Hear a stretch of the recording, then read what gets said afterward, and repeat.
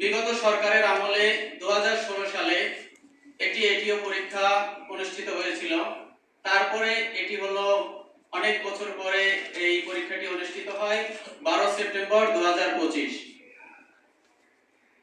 2016 সালের সেই এটিও পরীক্ষায় প্রশ্নপত্র ফাঁস, নানা অনিয়ম এবং অস্বচ্ছতার অভিযোগ উঠেছিল এবং সেটা বিভিন্ন পত্রপত্রিকায় প্রকাশিত হয়েছিল। কিন্তু সেই পরীক্ষাটি বহাল থাকে এবং সেই অস্বচ্ছ প্রক্রিয়ায় নিয়োগ প্রক্রিয়া সম্পন্ন হয়েছিল। কিন্তু গত বছরের 5 আগস্ট ছাত্র জনতার যে বিপ্লব সংগঠিত হয়েছিল, সেই বিপ্লবের মূল চেতনা ছিল এইসব অন্যায়, অনিয়ম, বৈষম্যের বিরুদ্ধে। ছাত্র জনতা তাদের রক্ত দিয়েছিল, জীবন দিয়েছিল।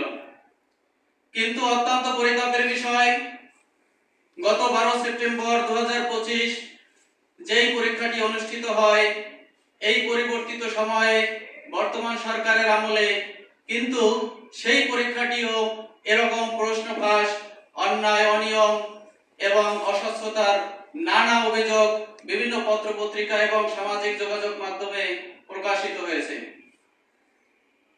আমরা খুবই আশাহত হয়েছি।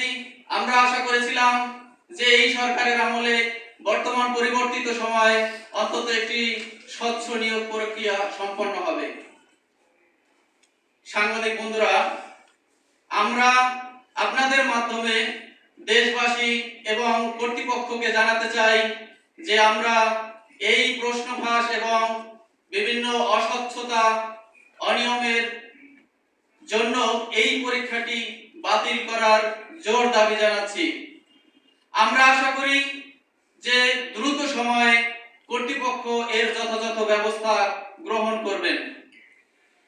যদি দ্রুত সময়ের মধ্যে কর্তৃপক্ষ এই বিষয়টি ক্লিয়ার না করেন, তদন্ত সাপেক্ষে ব্যবস্থা গ্রহণ না করেন এবং এই পরীক্ষা বাতিল ঘোষণা না করেন, তাহলে আমরা পরবর্তী আইনি পদক্ষেপ নিতে বাধ্য হব।